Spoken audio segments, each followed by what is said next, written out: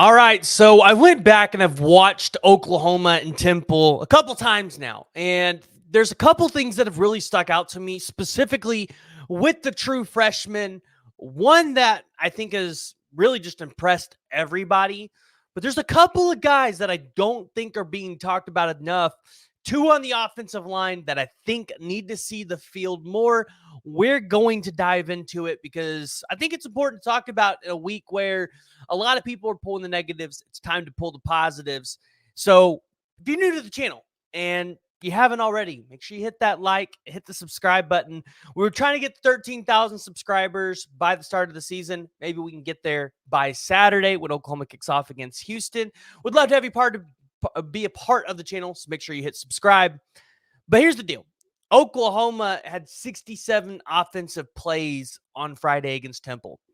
And I'm going to start with the offense because, well, everybody's spectacular true freshman that played in Taylor Tatum, he plays on the offense. And when you look at Taylor Tatum and what he was able to do on the offensive side of the ball, he only played in 18 total snaps.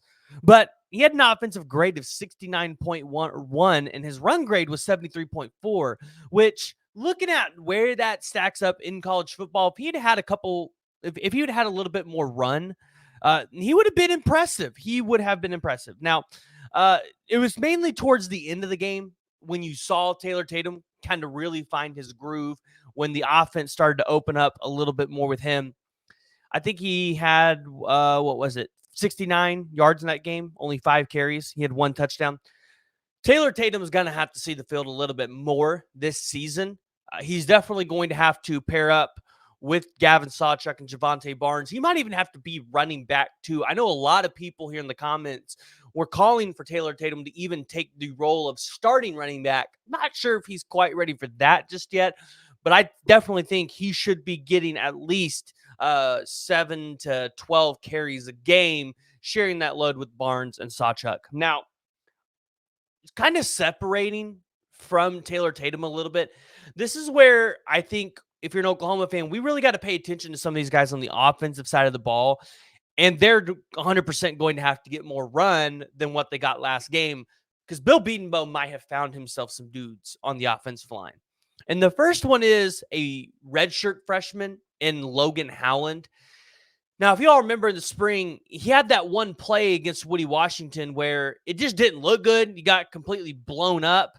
And a lot of people were not high on this kid. And I'm going to say there were some things that you saw on film with his movement of his feet and his hand placement that I think with Logan Howland you can really build on. And it's at the tackle position where you probably need a little bit more depth. So although Logan Howland probably is not going to be a guy that can compete for a starting role this year, I think he's a guy that can compete with Spencer Brown in the 2 deep for whatever side of the tackle position Michael Tarquin is not playing at the 2 deep. So to put it in perspective, he had a total of 16 snaps last game. So again, I want to put this in perspective. Oklahoma had 67 total snaps last game. He had 16 of them. When you look at his offensive grade, 68.6, pass block 66.7, run block of 67.8. This is where I think it's important to understand, I think, how well he played and how he was graded. Because if you pull up Sexton, especially from last year, Jacob Sexton, I thought I had his numbers pulled up. So give me 1 second. Let's get those.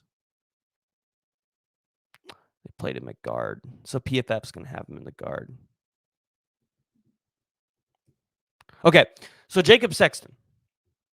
Last night, or on Friday, he had an offensive grade of 66.6, pass block grade of 80.9, run block grade of 62.7. Obviously, they played him at guard on Friday. So if he plays at a tackle, maybe those numbers represent a little bit different. But in 2023, right, because we know Sexton played a little bit in 2023 at tackle, Sexton's pass block grade was... Okay, pass block grade overall for the entire season was 52.6, and his run block grade was 64.1. Now, obviously, he played in more snaps than Logan Howland did. But what I think you can pull from is Logan Howland, when you look at his grade, was very balanced. Versus when you look at a guy like Jacob Sexton, who we all presume to be very, very good at the tackle position, he was not balanced last year. And I get it. He was hurt a little bit last year on and off, didn't play up to, I think, the ability that everybody thought he could.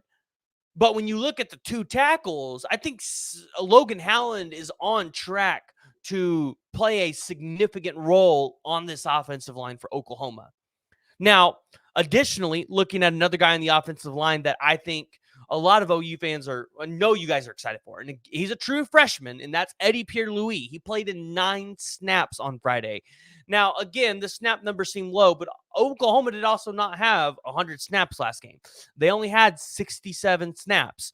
So he played in 9 of them. He had an offensive grade of 67.3, a pass block grade of 74.4, and a run block grade of 66.3. So in my eyes, this is a stellar game for him in just 9 snaps. And when you look at the guard position and what Oklahoma can do there, I think you want Josh Bates, Troy Everett, Garion Hatchett, and Branson Hickman to all compete for that center spot. And I think you want that depth there. I think you want Hito Zaida to potentially start at left guard, but I think you want EPL in that 2 deep because EPL is super athletic. He's got the ability to go out there and, I mean, from what we've seen in the grades here, be a strong backup guard for you. So if you're Oklahoma, this is reassuring to know you have guards and backup tackles that are true freshmen that are putting in work. One of them that's a redshirt freshman that are putting in work and guys that can be reliable for you. Now, shifting to the defensive side of the ball, obviously I have to look at Jaden Jackson because he was a starter on the defensive line. And when you look at his defensive grade, 71.7, which I feel like is good for a true freshman on the defensive line. Run defense grade of 74.7. Now, his pass rush and his coverage grade, I feel like can be improved a little bit. Pass rush, he had a 56.5, a coverage of 60, but he played in 18 total snaps on the defense, and Jaden Jackson made his presence known. He was out there. You knew he was out there. Jaden Jackson is going to be a special talent on the defensive line. And then you look at Reggie Powers. This was a guy that we talked about all spring, throughout the summer, even into the fall. He had a total of only 6 snaps, but 68.1 on the defensive side of the ball, a 69.4 pass rush grade, a 60-point coverage grade, and a 60-point rush defense grade. Now, if you go and you look at his numbers in terms of, I just had it and I lost it. How many passes he allowed versus attempts that were on him? He kept the defense. I saw him on here. I think it was 0 for 1.